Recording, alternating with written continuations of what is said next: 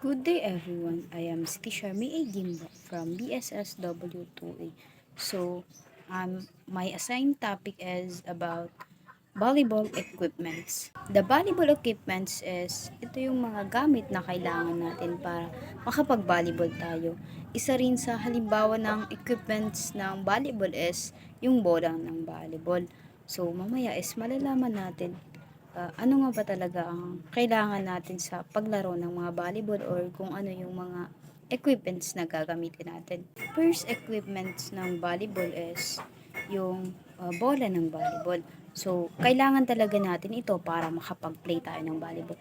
Bali, hindi tayo makakapaglaro ng volleyball kung wala tayong bola. The size of the ball should be no larger than 81 centimeter or 33 inches in circumference and weight no more than 225 grams. So, ano siya, 8 pounds. So, bali ang bola ng volleyball is may tamang sukat and timbang pa rin pala siya. And hindi basta-basta bilog lang. Akala natin dati is basta bilog lang is gano'n na talaga. So, may tamang sukat pala talaga siya. So, bali yung timbang niya is parang 1/4 ng 1 kilo. So, ganun po. Kung mapapansin natin, di ba, lahat ng bola ng volleyball is made sa leather talaga. Kasi yung leather is hindi talaga siya masakit pag paluin mo o hindi ka gaanong masasaktan pag pinalo ng malakas. Kaya isa rin ito sa dahilan kung bakit yung mga bola ng volleyball is nakadesign talaga sa leather. Its color may be a uniform light color or a combination of colors.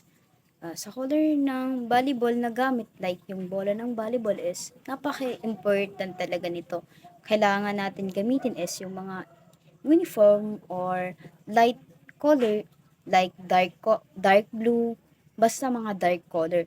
So, the reason kung bakit kailangan natin gamitin ito is para mas makita ng mga mata natin kasi kailangan talaga yung highlight ng mga color para mas mapalo talaga natin ng maayos. Kasi kung gagamitin natin yung mga like sky blue is hindi talaga siya masyadong halata and masyado siyang masakit sa mata. The last is yung pressure ng bola ng volleyball.